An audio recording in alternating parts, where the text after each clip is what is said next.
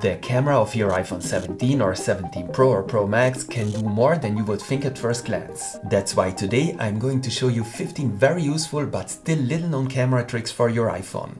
So let's get started. 99% of iPhone users only know a fraction of the functions of the camera control button. As you know, you can use the camera control button to open the camera app on your iPhone and take pictures. But this button has a few additional very useful, albeit somewhat hidden features. For this, you need to have camera adjustments enabled in the camera control settings of the camera app. If you now swipe up or down on the camera control button, you can adjust the exposure of the shot to make it a little brighter or darker, depending on what looks better. This can be very useful. If you lightly press the button twice, you open a menu in which you can also move by swiping up and down.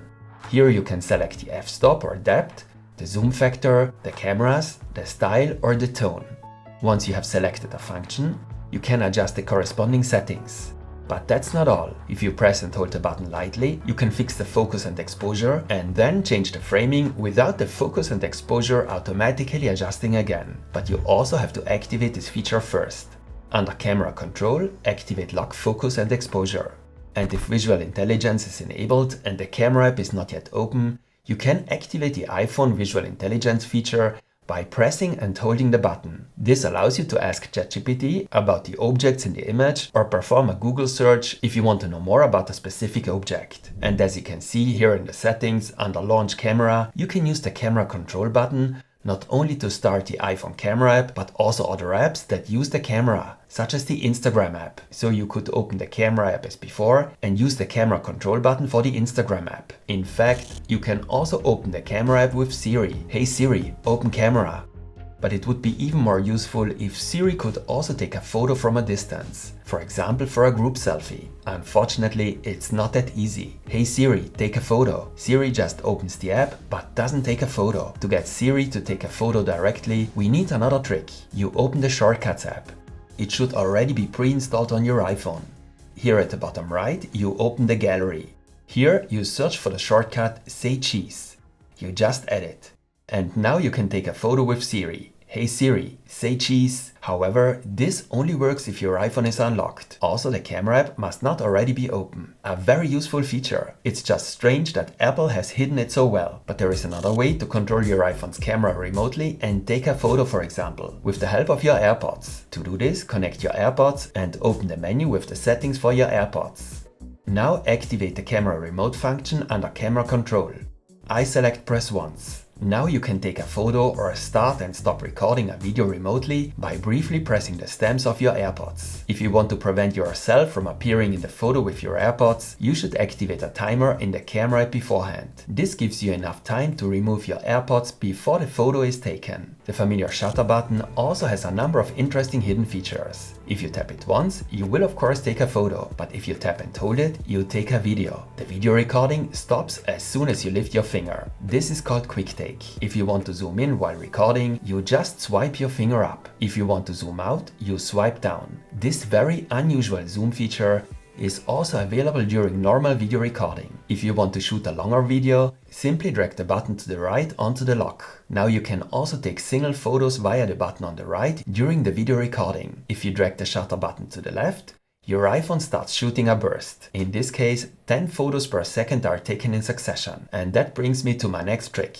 the burst mode and how to create GIFs with it. With the burst mode, you will never miss the right moment again. For this, as I said, just drag the shutter button to the left. This mode is especially good for fast action scenes where timing is important. If you tap on burst after shooting, you can select the best shots as favorites. And the cool thing is, you can also create a GIF out of a burst. Again, this is done with the help of a shortcut. So you open the Shortcuts gallery again and select the shortcut Convert Burst to GIF. Now when you start this shortcut, you can just select your last burst and your iPhone will then create a GIF from it. The advantage of a GIF compared to a live photo is that the GIF is compatible with other non-Apple devices. So you can send it to friends who don't have an iPhone. A GIF also has that special look and is automatically repeated all the time. But what if you captured a really funny or interesting movement using live photo and you want to show it to your friends who don't have an iPhone? So what can you do if a short video clip would be much cooler and more interesting than the single photo? Then you simply select your live photo, tap on the three dots in the upper right corner and select Save as Video. Now you can send the movement you captured with live photo as a video. And live photo can do much more. As you probably know, it can be difficult to get exactly the right moment, especially when taking pictures of people. Sometimes the eyes are closed, sometimes the smile is not perfect. One possible solution would be to use the burst mode. But also with live photo, you can easily solve this problem. You select the live photo you're not completely satisfied with, tap on Settings, and then on the live photo icon at the bottom. Now you can change the so-called key photo and fix your problem.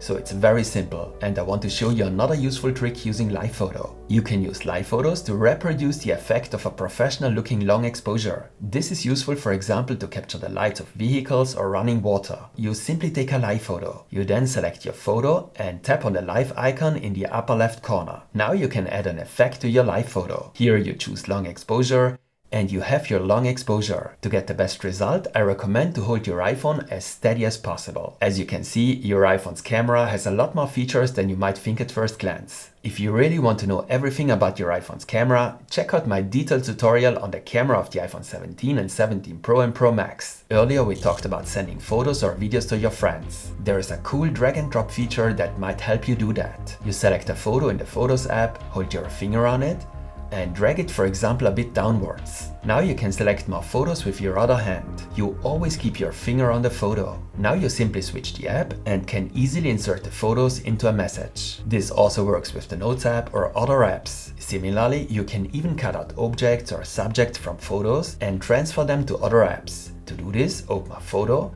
and tap and hold on a clearly delineated subject. Your iPhone will automatically cut it out and you can drag it to another app similar to before. And you can also create a sticker from the cutout subject. To do this, simply select Add Sticker. But for the coolest sticker effect, you need a live photo again. If you have a live photo with a cool movement, select the subject and create a sticker. Now you will find your new sticker here at the bottom and select Add Effect. And here at the top left, you can activate the live effect. And you have a new funny animated sticker that you can use in the Messages app, for example. And since we're in the Photos app, I want to show you a few more quick tricks here. Imagine you want to view a photo in the wrong orientation and rotate your iPhone. Unfortunately, the photo now rotates with it and the photo is displayed incorrectly again. This can be solved easily. You tap and hold the photo. Now you can rotate your iPhone without the photo rotating with it. If you like to edit your photos in the Photos app, you can easily copy your editing steps and apply them to other photos. To do this, tap on the three dots here in the top right corner and select Copy Edits. Now open another photo and choose Paste Edits from the same menu. And did you notice this icon? It stands for Spatial Scene and gives your photo a depth effect. When you activate the feature, the photo is analyzed and you can see the 3D effect by moving the iPhone slightly. It looks really cool and also works with old photos that weren't taken with the iPhone 17. The effect is also particularly well suited for your lock screen wallpaper. Tap and hold on the lock screen. Create a new wallpaper, select a photo, and make sure the effect is activated.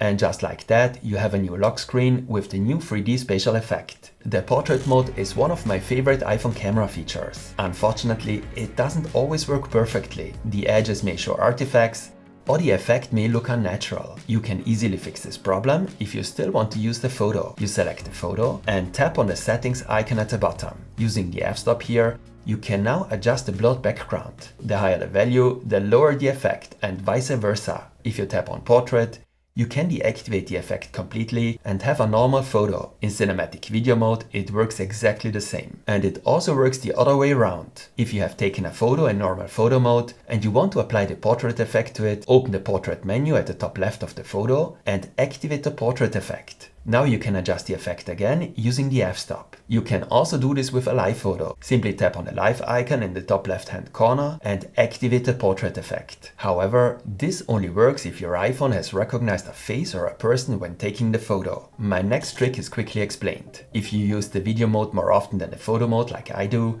you can also set the camera app to always start in the last used mode, for example the video mode. You do this in the settings of the camera app via preserved settings and camera mode. Now the camera will always start in a mode that was last active, for example in video mode. And in this context, I would like to show you something else. The main camera of the iPhone 17 Pro and 17 Pro Max, that is the camera with a zoom factor of 1, has a focal length of about 24mm, which is relatively wide for a standard lens. If you tap on the one once, the focal length changes to 28mm, and if you tap on it twice, it changes to 35mm. All this happens without any relevant loss of quality, and 35mm, so 1.5x, is considered the most versatile focal length in photography. It can therefore make sense to always start a camera with this focal length. To do this, open the settings of the camera app and change your default focal length here, for example to 1.5. Your app will now always open with the zoom factor, but this only applies to the photo mode.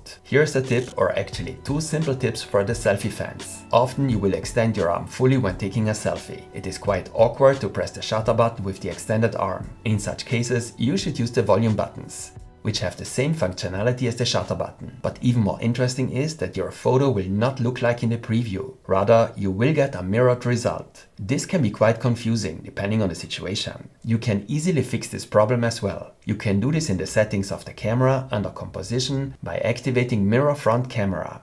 And yes, of course, your iPhone 17 or 17 Pro has the new center stage front camera with a range of new features. The most important one is that the camera sensor is square. Why should that be useful? If you wanted to take a group selfie on an older iPhone, you always had to turn the device sideways to take a horizontal shot. This rarely led to good results, if only because your arm was clearly visible in the picture. This works much better now. Simply tap the icon here in the middle on the right and you'll switch to landscape mode without cropping the image. This means you can hold your iPhone upright and take a selfie in landscape mode without cropping the image. But that's not all. If you have auto rotate enabled here at the top, the image will automatically rotate sideways if not everyone fits in the frame. And if you also have auto zoom enabled, the camera will automatically zoom out when it detects that not all subjects fit in the frame. It's difficult to show you here today, but it works well and is completely automatic. Did you know that your iPhone 17 can not only capture time lapses, but also hyperlapses? A kind of time-lapse with motion? This is very simple. You open the time-lapse mode and start a recording. Now you should hold your iPhone as stable as possible, always at the same height, and move towards or around an object, preferably in straight lines or at least uniformly. You stop the recording and your iPhone stabilizes it automatically. Incidentally, it works much better if you use the ultra-wide camera. And there you have your hyperlapse. And that's it with my 15 camera tricks. And as I said, there is another detailed tutorial on my channel covering all the features of the camera on the iPhone 17 and 17 Pro and Pro Max. I highly recommend this video if you want to learn more. I'll put a link to it in the video description. And if you found this video helpful or interesting, give me a like as feedback. There will be more tips and tutorials for the iPhone 17 and 17 Pro. So stay tuned and see you next time.